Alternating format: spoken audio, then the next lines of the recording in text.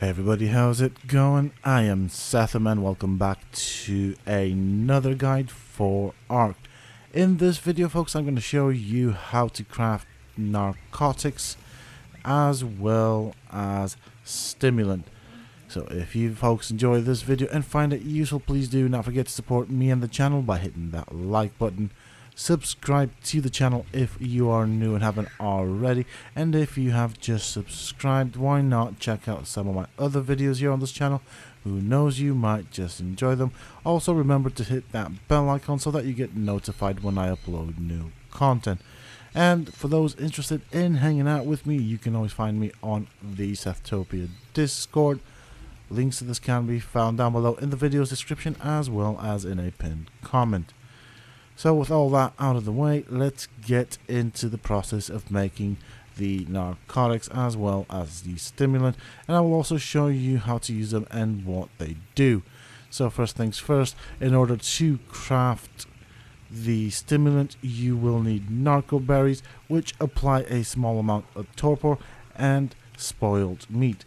This can be crafted in a mortar and pestle as well as in a chemistry bench. And for the stimulant, you will need the stim berries and spark powder. Stimulant does reduce the torpor a creature has and can be used on players. If it is used on players, do be mindful, as it will reduce the torpor at the cost of the hydration. So basically, if you use it on a player, that player will become dehydrated, which can be potentially dangerous if you are far from a water source, because that can cause the player to die. So do make sure you also have water with you or are close to a source of water.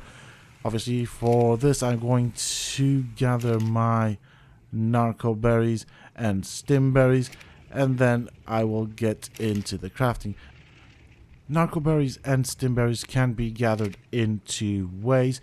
The first way is by having a farm where you have placed narco seeds and stimberry seeds in crop plots. You'll need to place them in large crop plots, and they will need to be irrigated, and they will also need to have fertilizer.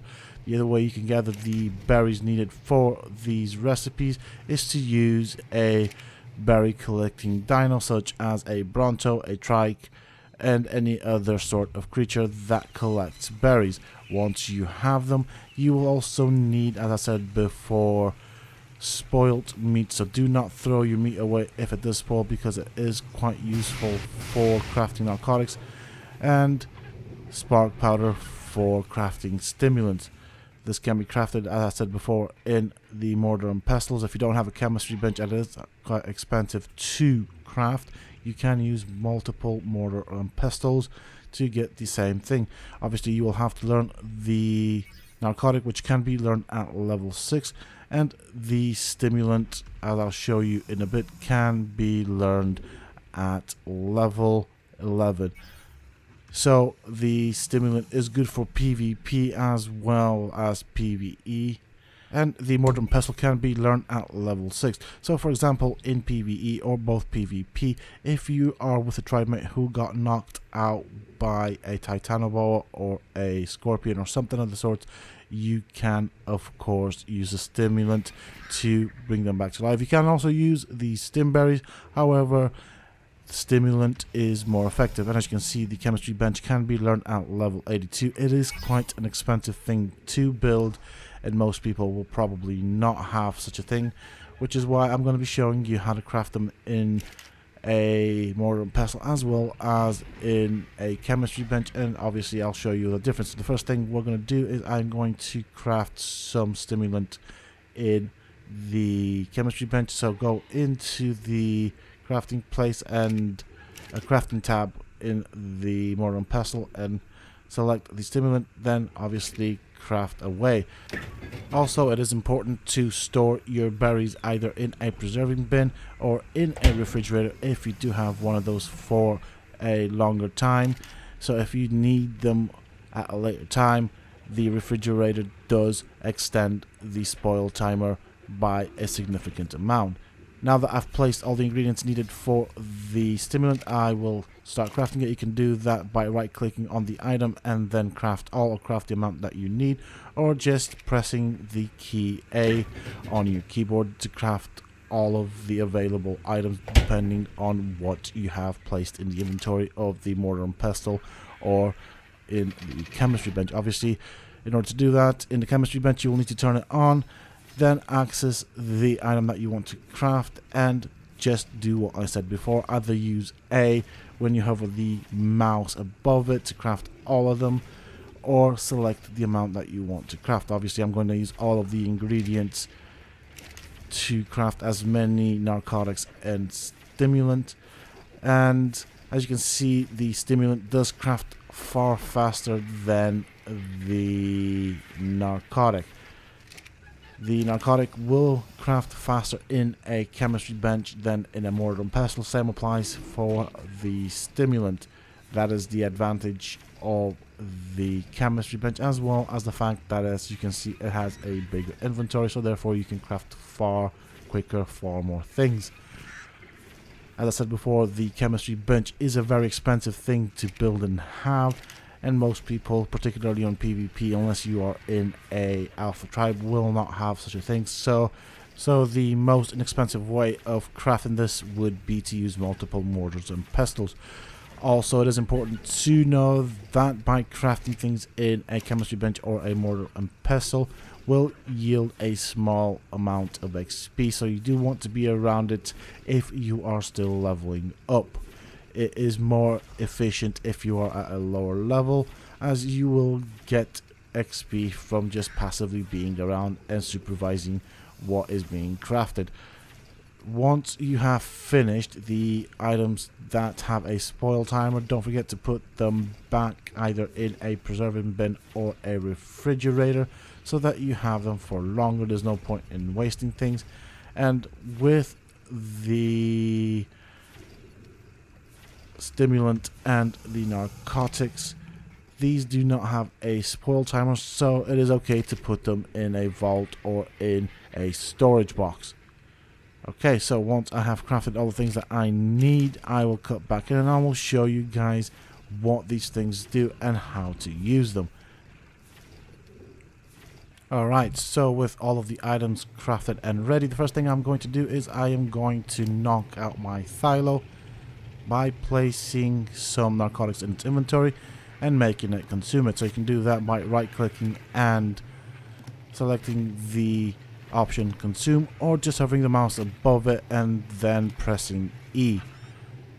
As it is consuming it, or after consumption, it will apply torpor, and I'll show you in a little bit.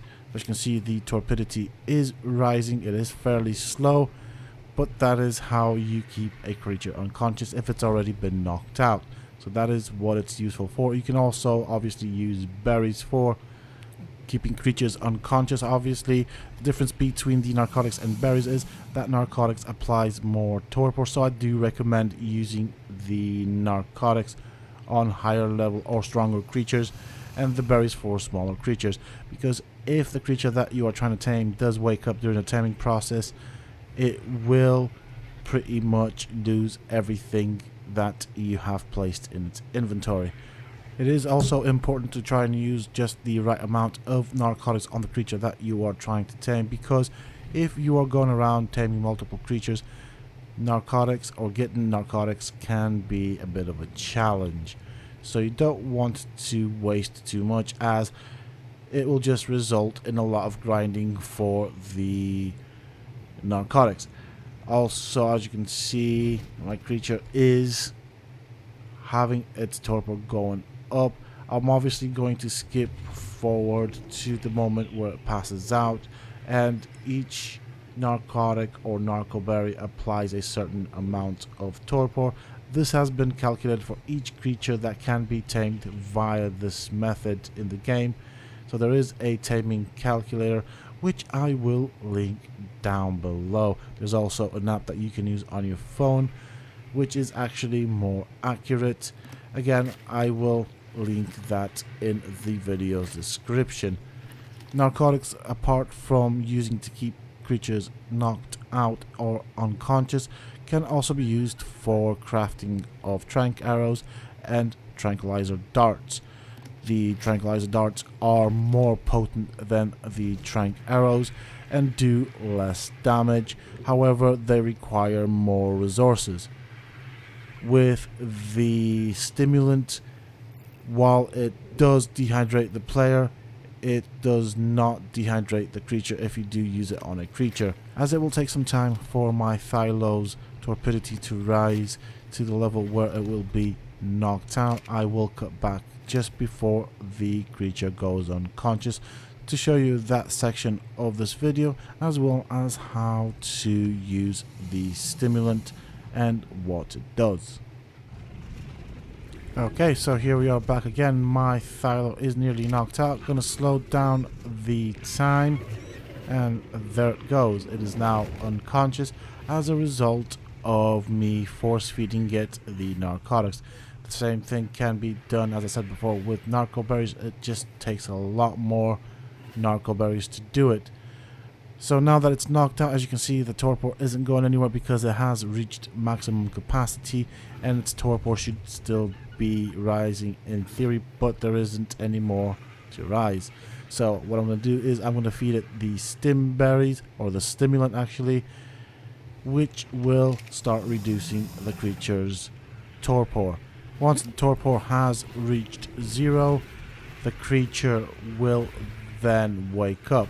If it's a wild creature, it may run away or attack you depending on what it does, if it's hostile or not. And if it's a tamed creature or player, they will go on about their own things. So because I have sped up time, this should not take very long. We're nearly there. And so that is what the narcotic and stimulant is used for, and I've shown you how to craft it. So my Thylo is almost ready to wake up. I'm going to give it just a bit more stimulant just to be on the safe side. I do want to keep this torpor going down as quick as possible.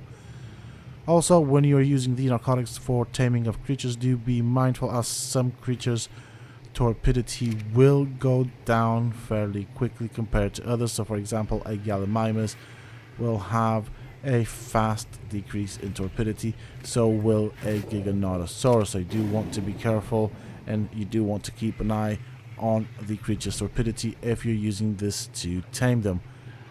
That is it for this video, folks. I do hope that you have enjoyed it. If you have, please do not forget to support me and the channel by hitting that like button. Subscribe to the channel if you're new and haven't already for more similar content. And if you have just subscribed, don't forget to hit that bell icon. Also remember to check out some of my other videos here on this channel. Who knows, you might just enjoy them. And finally, for those interested in hanging out with me, you can always find me on the Sethtopia Discord. Links to this can be found down below in the video's description, as well as in a pinned comment. Until next time, stay safe, folks.